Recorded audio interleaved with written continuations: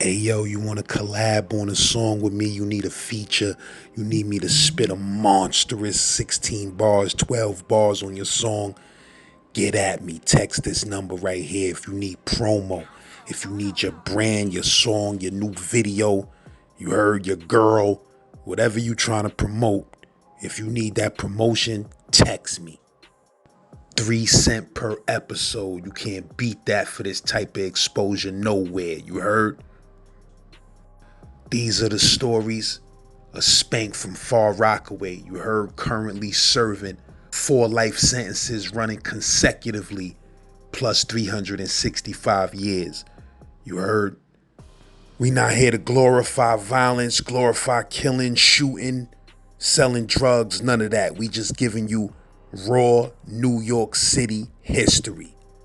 You feel me? And if you got a problem with that, this ain't the channel for you. Z-Man. I said, just let my sister go, and I'll fight every goddamn one of y'all, right? But of course, they wasn't having that. So a dude by the name of Kevin Callahan, he came straight to the crowd. He had just came on the spot. He came straight to the crowd and punched him in the left 3 times real fast. Boom, boom, boom.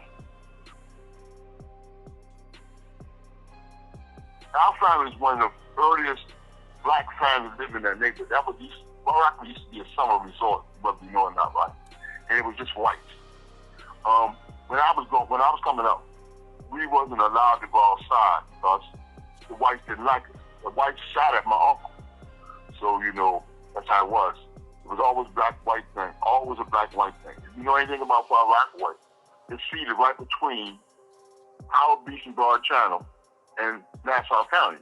I'm telling you, it was a summer resort. It was one of the most beautiful places in New York at one time. However, our family was one of the earliest families to move in there, okay? And we had to live life like that. We stayed in the house more than we stayed outside until I was like maybe 8, something like that, where I could take care of myself, right? If my son ever gets the rest of his book, and I'm slow typing, I'm sorry, if he ever gets the rest of his book, you would get the whole story, right? Because I wrote the whole story. I want him to get it. I want him to have it, right? And anyway, I started out going to school, 215, PS 215, right? That's on 25th Street and whatever street that is, right? 25th Street. Anyway,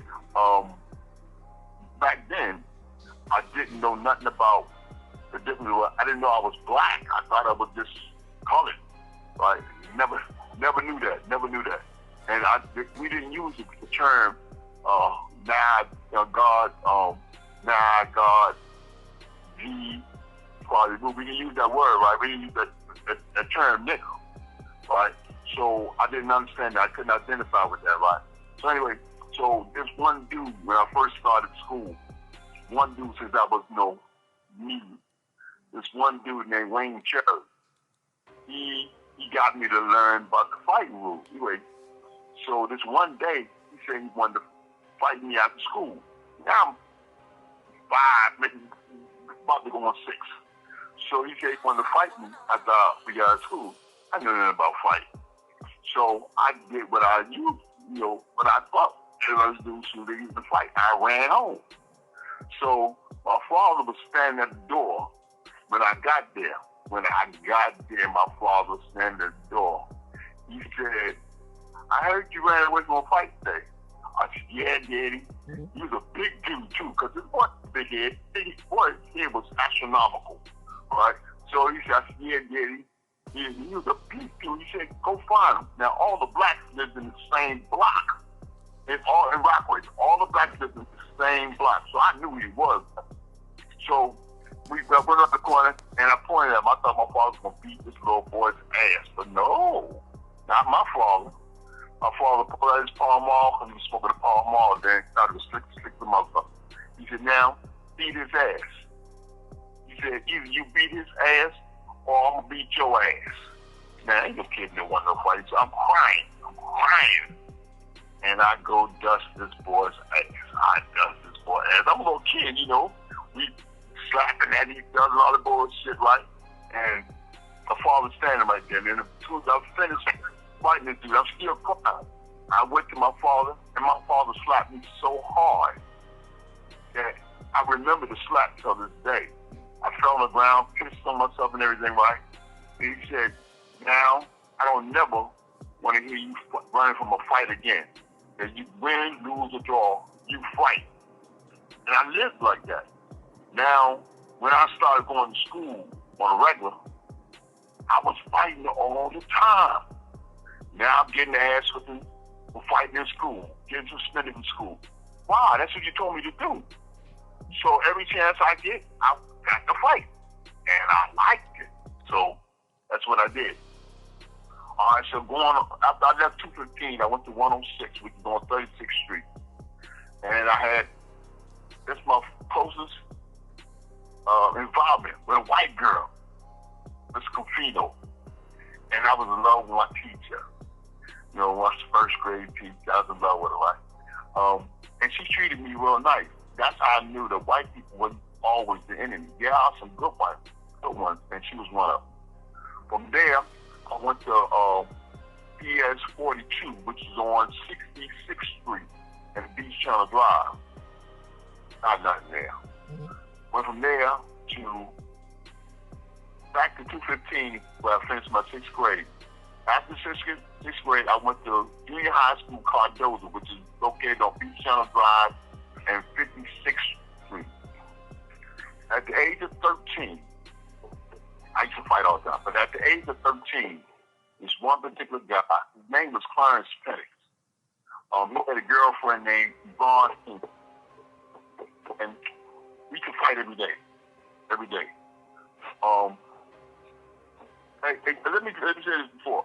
If they cut me off again, somebody say something so I know they cut me off so I can stop talking. Because right now I'm just talking. All right. All right. At the age, when I was in junior high school, 198 or Cardozo Junior High, I got into it with this dude named Clarence Penix. He had a girlfriend named Yvonne Payne.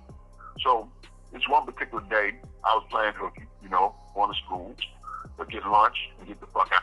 So I went to school to get lunch this particular day, and they were standing in front of my door going, y'all sneaking to school. So he started talking shit. When he started talking shit, I didn't feel the mood.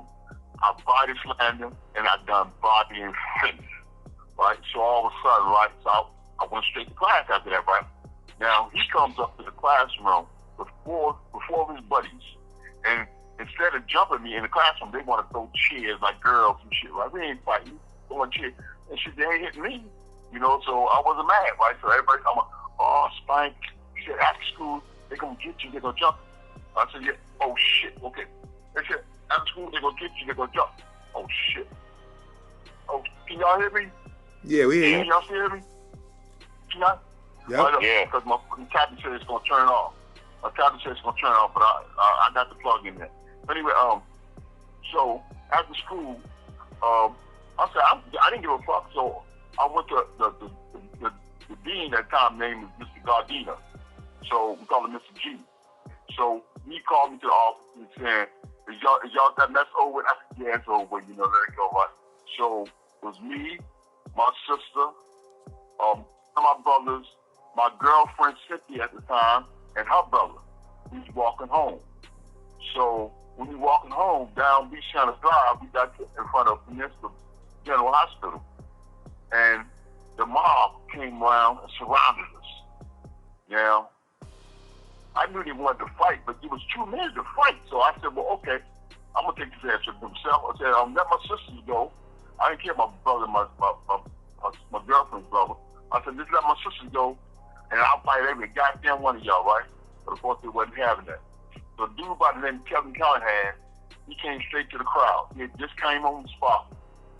He came straight to the crowd and punched him in the left 3 times real fast. Poof, poof, poof.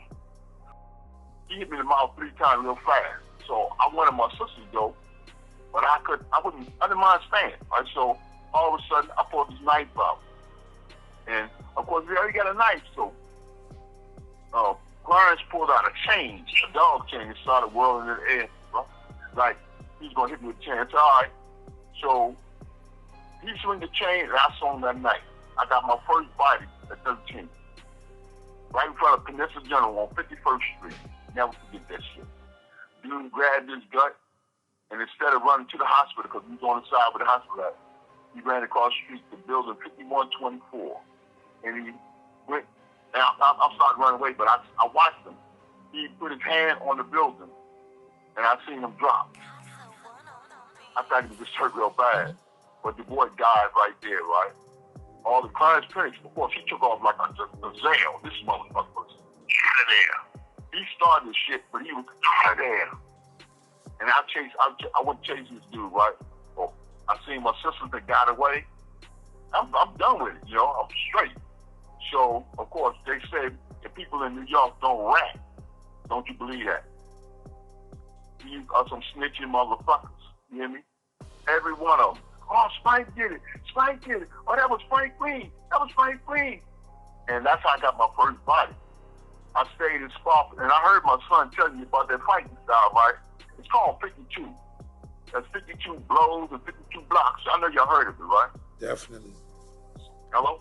Definitely. Yeah, y'all heard of it. It's called 52. Yeah, it's called 52.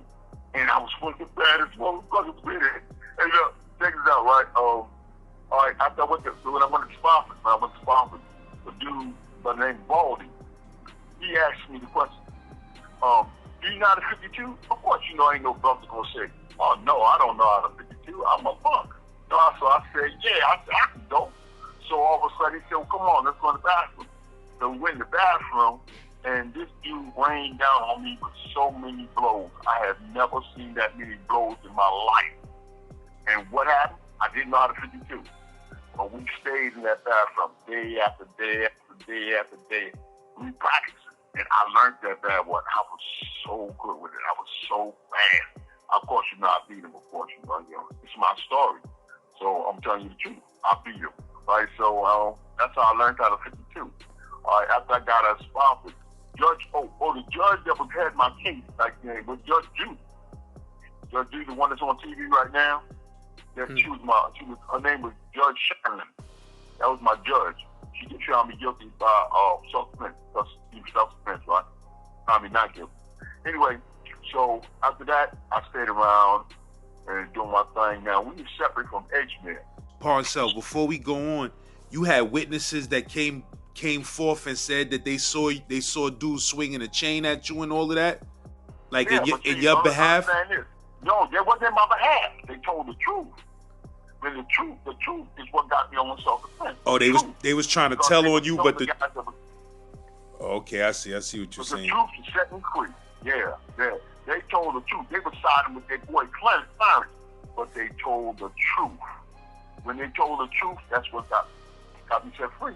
Right? Because it all started in school. And they said, well, yeah, they kept the school, and then they attacked. They told the truth. They were some snitching motherfuckers. But they told the truth. And that's what kept me out of prison. It kept me out of prison. How old was the kid who got killed? Clarence was 15 years, I'm talking about his name is Kevin Callahan. He was 15 years old. I was 13. He was 15 years old. 15. He had just got out of Spark. And until today, I really feel sorry. I feel so sorry that it wasn't Clarence, because Clarence was the one who started it. I look at it like this. If you come fucking with somebody, you, not your friends, you are the one that should be held accountable. But in this particular case, his friend is the one who paid the price, and it was fucked up, but it is what it is. I can't take it back. So, I tried to apologize to his family and all that shit, but I couldn't do it. You know, they didn't want to hear it. So the kid that got killed, he was a far Rockaway kid that was living in that area too, and you had to go right back to that same area? Oh yeah.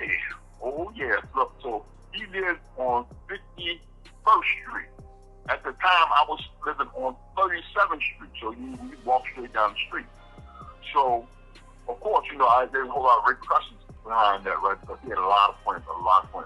My father had a store on the corner of 37th Street and Beach Channel Drive. So they all came to the store. And of course, anytime my father wasn't around, it was on, right? So I had to fight every day outside of school. I learned to protect myself by whatever I used I could. I mean, sometimes too many motherfuckers fight. I had a fishing rod, I had a golf glove, baseball bat, axe, 2x4. I evened the odds. So yeah, there was a whole lot of repercussions behind that. But it is what it is. And I stayed in the neighborhood. Okay. So now remember now that the 40s and Edgemere are two projects, and they've been beefing with each other, right, ever since its inception.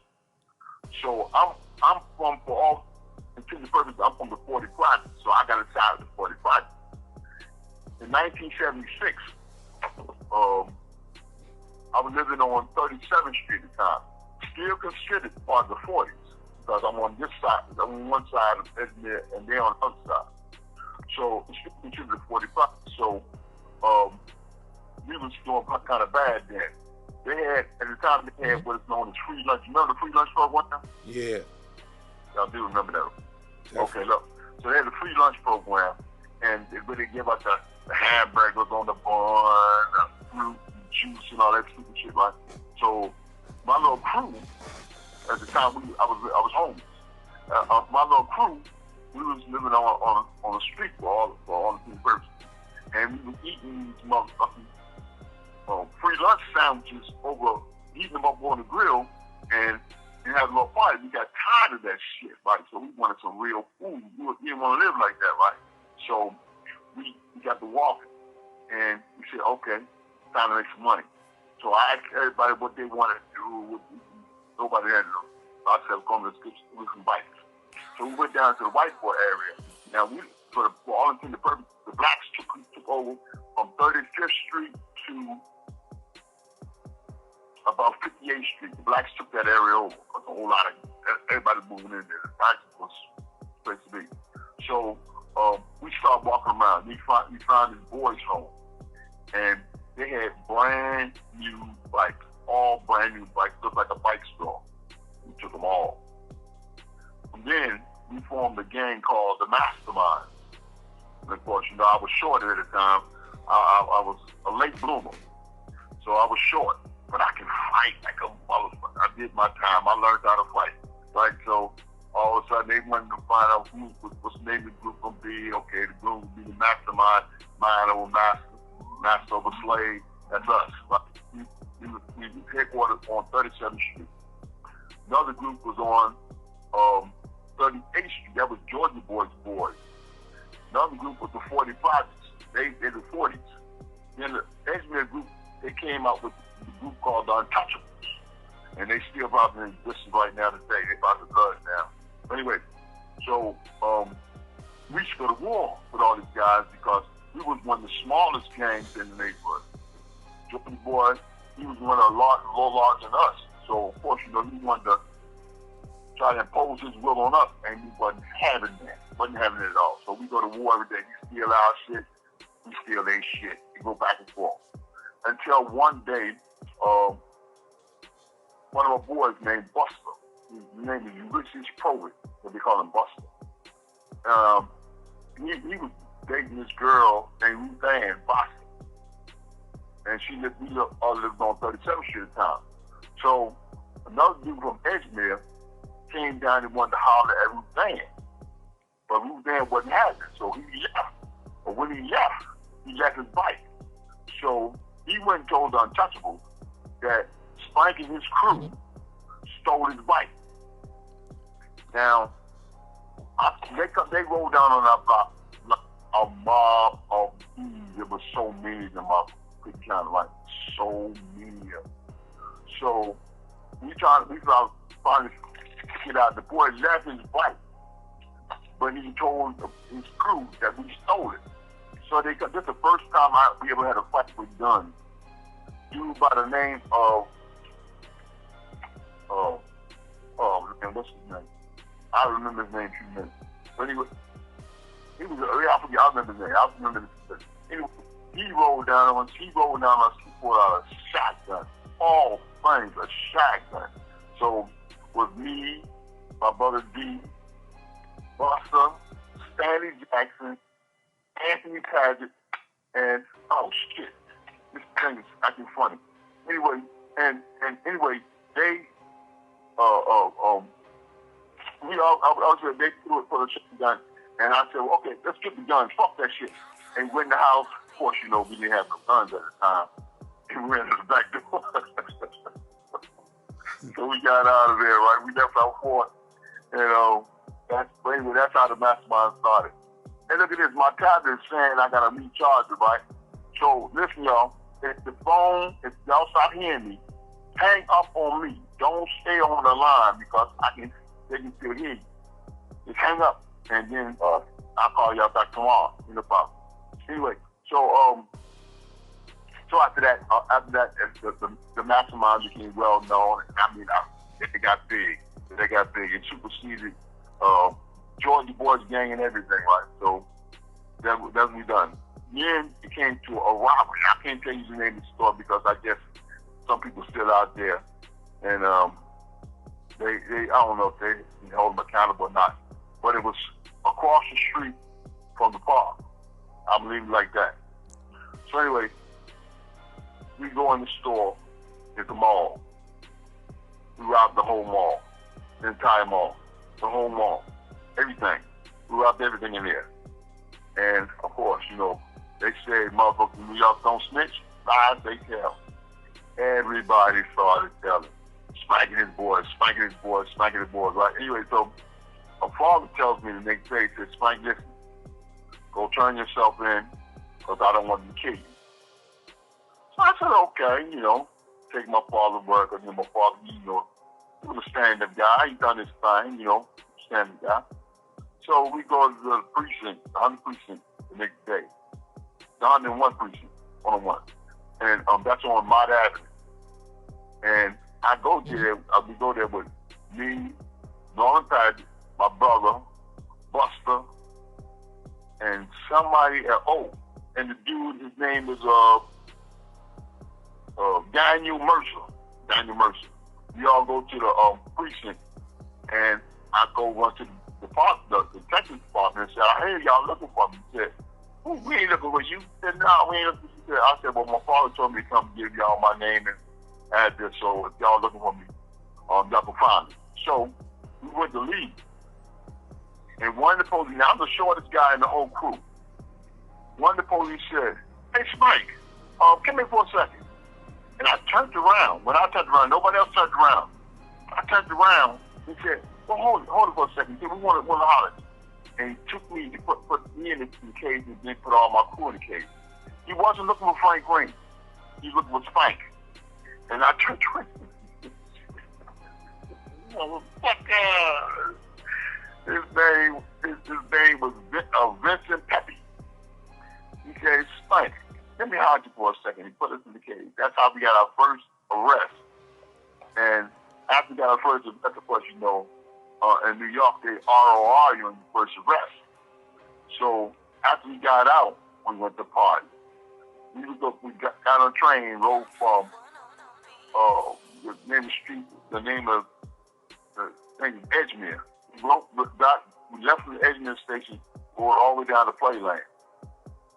And we went down to Playland, we got our money from stealing. You have 60 seconds remaining. Before you get cut off, let me ask you, when you said y'all ran in the mall and y'all robbed everything, you mean y'all was snatching stuff or by gunpoint? Gunpoint. We robbed everything. Everything, except women. We robbed everything. When I say everything, I mean everything. Right? That's how we began. You have 30 seconds remaining. Hey, I gotta get off the phone, man. If my son still works, I'm calling you back in 15 minutes. But I'm put you on my contact list now. All right. I'm gonna holler at you in a few minutes, guys. Hey, son, I love you, boy. I love you too. All right. Let me get out of here. Call you back if I can. If I can't, I'll see you tomorrow. All right? Okay. All right.